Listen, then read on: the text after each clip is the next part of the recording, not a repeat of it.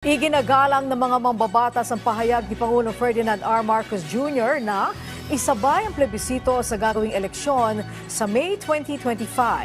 Samantala sa pagpapatuloy ng pagtalakay sa RBH 7, isang resource person ang humiling na huwag limitahan ang pag-aamyenda sa economic provisions ng konstitusyon. Si Mela Lesmora sa Sentro ng Balita, live.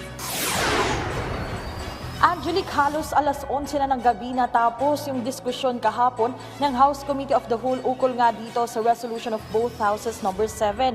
Ayon sa mga kongresista, bahagi ito ng kanilang commitment sa publiko na masusi nilang bubusisiin ito nga resolusyon bago ipasa.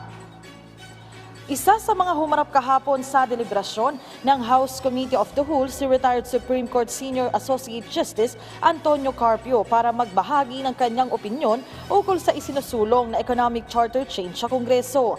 Sabi ni Carpio, sa ngayon, sumasang-ayon siya sa ginagawang cha-cha proceedings ng dalawang kapulungan dahil naaayon naman ito sa batas. Pero ang isa pang resource person na si Orion Perez Dumdum mula naman sa grupong Correct Movement, bagamat pabor din sa kasalukuyang takbo ng cha-cha sa Kamara, humiling pa sa mga kongresista na sana'y wag nang limitahan pa ang gagawing pag-amyenda sa economic provisions ng konstitusyon, kundi tuluyan ng luwagan ang restrictive parts para na rin sa iba yung pag-unlad ng bansa. Dating OFW si Dumdum at ang mahigpit na konstitusyon sa bansa ang kanyang sinisisi kung bakit marami ang pinipiling mga ibang bansa para magtrabaho kaysa manatili sa Pilipinas. Pakinggan natin ang bahagi ng kanilang pahayag. Makikita po natin yung mga kababayan, ang problema talaga ay nasa konstitusyon natin, nasa saligang batas. Kaya baguhin na po natin ang saligang batas, tanggalin po natin. Let's please delete all anti-foreign direct investment restrictions. This is coming from an OFW who has seen a lot of the problems caused by this. I agree that under the first mode of changing the Constitution, as stated in Section 1, Paragraph 1, Article 17 of the 1987 Constitution, the House and the Senate can meet separately and vote separately by 3/4 votes of all the respective members to propose amendments or revisions to the Constitution. The Constitution uses the word Congress and not Constituent Assembly. The term Constituent Assembly does not appear anywhere in the Constitution. Sa isang press conference, ginit ng mga mambabatas na patuloy nilang tututukan ang RBH 7 hanggang ito'y maipasa alinsunod na rin sa kagustuhan ni Pangulong Ferdinand R. Marcos Jr. Iginagalang din nila ang pahayag ng presidente na mas mainam kung isasabay na lang ang plebisito sa cha-cha sa eleksyon sa susunod na taon. Masaya rin sila sa takbo ng mga pahayag ngayon ni dating Pangulong Rodrigo Duterte ukol sa economic cha-cha na susuportahan na niya ito basta't walang vested interest na nakadikit dito.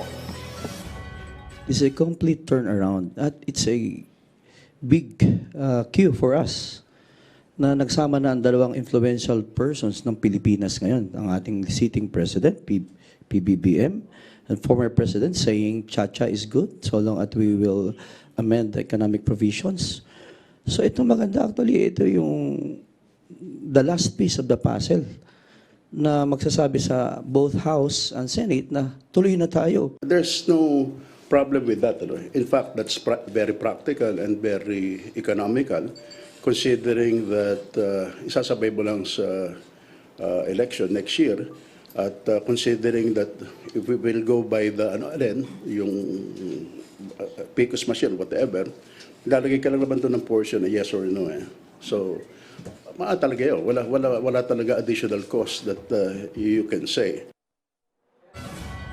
Angelic, kanina naman ay nagkaroon din ng press conference dito sa Kamara ang Makabayan Bloc at ang sinasabi nga nila sa mga susunod pang pagdinig nito ang House Committee of the Whole ay inaasahan nilang mabibigyan din ng pagkakataon ang iba pang resource speakers na maipahagi yung kanilang pahayag at partikular nga yung kanilang pagtutol dito naman sa RBH 7. Pero Angelic, no, ang sinasabi naman ng iba pang kongresista mula sa majority bloc talaga nga lahat naman ay bibigyan ng pagkakataon at ito ay masusi nilang bubusisiin para kung ano yung pinakamainam sa lahat, yan ang kanilang isa sa pinal na bersyon nitong itinutulak nilang RBH. Angelic? Okay, so Mela, hanggang kailan magtatagal itong deliberasyon ng House Committee of the Whole ukol sa RBH 7? Meron bang updated timeline na binigay sila?